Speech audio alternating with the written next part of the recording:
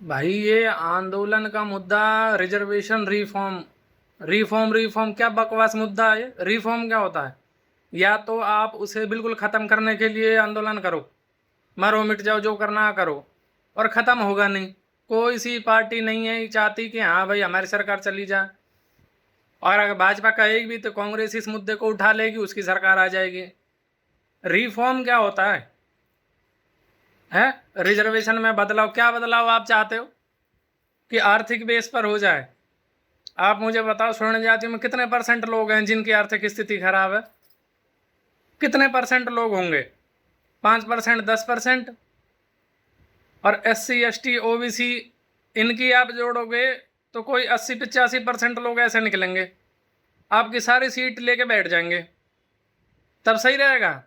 अरे अब कम से कम 50% जो भी हैं फिक्स तो हैं कि हाँ भाई वो जनरल कैटेगरी की हैं। उनमें ये लोग, और क्रीमी लेयर वालों को हटा के कहाँ भेजोगे ना? जनरल कैटेगरी में। वो बहुत अच्छा काम है। 50% जो भी बच रहा है कि हाँ भाई जनरल कैटेगरी वालों का है। जनरल कैटेगरी में कितनी जातियाँ? 3-4 जातियाँ। उसके लिए 50% है। बाकी 50% में कुछ 50 जातियाँ। OBC SC ST इनमें 36 जातियाँ हैं जो 50% के अंदर हैं। और बाकी जनरल कैटेगरी में 3-4 ही तो हो। वो मिल तो रहा है। और आर्थिक स्थिति क्या? EWS है, मिल तो रहा है 10%। आपको आंदोलन करना है तो EWS के सरलीकरण के लिए करो ना, कि हाँ उसमें जो भी बाउंडेशन है उसमें इतनी जमीन नहीं होनी चाहिए, ये नहीं होना चाहिए, वो इन सबको हटवाओ कि हाँ भाई उसे इजीली यूज कर सके। तो आंदोलन मुद्दे का करो ना, SC ST का करो, UGC का करो, ये सारी चीजें हटवाओ। सबसे ज्यादा नुकसान SC ST केस से है, और UGC से आने वाले टाइम में होगा अगर ये लागू हो गया तो।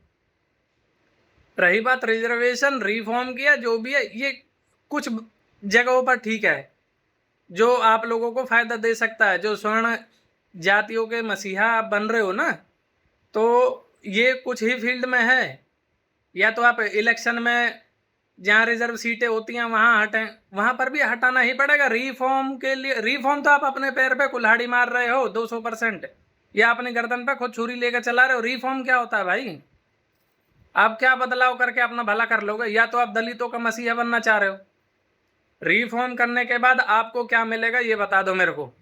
आप अपने 50% में से कटौती करवा रहे हो। आपको जो जनरल कैटेगरी की जो भी सीट मिली पड़ी हैं, आप अपनी फिक्स सीटों में से 100 सीट हैं तो 50 सीट तो जनरल कैटेगरी की हैं। क्रीमी लेयर वालों को हटा दोगे, वो कहाँ जाएंगे फिर? उस जनरल कैटेगरी में फॉर्म भरेंगे। फिर क्या करोगे आप ही की तो 2-4-10 सीटें खाएंगे वो। आर्थिक स्थिति वाली बात भाई, जनरल कैटेगरी की बहुत ज्यादा बड़ी तादाद नहीं है जो आर्थिक स्थिति खराब है उन लोगों की। 5-10% होगी। और वो भी बनिया, तो मुझे नहीं लग रहा कि बनिया, आज तक मैंने नहीं देखा कोई बनिया जो गरीब होगा, किसी की आर्थिक स्थिति खराब होगी। ठाकुर बाबा नहीं है, और वो अपने कर्म से हैं। बहुत से अपने अय्याशियों के वजह से, नशे के वजह से, जमीनें बेचने के वजह से गरीब हैं। तो भाई प्राइवेट सेक्टर में काम करो ना, प्राइवेट सेक्टर में अपना दबदबा दिखाओ। खूब बढ़िया तरक्की पे है। आज भी जनरल कैटेगरी कौन तरक्की पे नहीं है? बढ़िया अपना काम धंधे बिजनेस, प्राइवेट सेक्टर में अच्छी अच्छी पोस्टों पे बैठे हुए हैं। और सरकारी नौकरी में ना जाने की देन है कि आज वो प्राइवेट सेक्टर में भी अच्छी पोस्ट पे हैं। और रिजर्वेशन क्या सिपाही की नौकरी लोगे क्या रिजर्वेशन से? सिपाही की नौकरी ना मिलने की देन कि आज जनरल कैटेगरी का आदमी बड़ी पोस्ट की तैयारी करता है, लड़का बड़ी पोस्ट की तैयारी करता है और उसे हासिल कर रहा है। तो भाई रिफॉर्म वाला मुद्दा हटाओ, इसको बदलो। और SC ST एक्ट, जिससे एक्चुअल में क्षति और नुकसान हो रहा है, उस मुद्दे को सामने रखो। हर्ष दुबे, भाई तुमसे ही कह रहा हूँ, 2-4 नंबर से रह गए थे, थोड़ी और मेहनत कर लो, ले आना। ठीक है? वरना आप जो ये रिफॉर्म रिफॉर्म कर रहे हो ना, उसके बाद जो क्रीमी लेयर वाले हैं वो भी आपके सामने आपकी बराबरी में खड़े हो जाएंगे। आप अपनी सीट खत्म कर रहे हो। अगर मैं गलत बोल रहा हूँ तो बताओ मेरे को।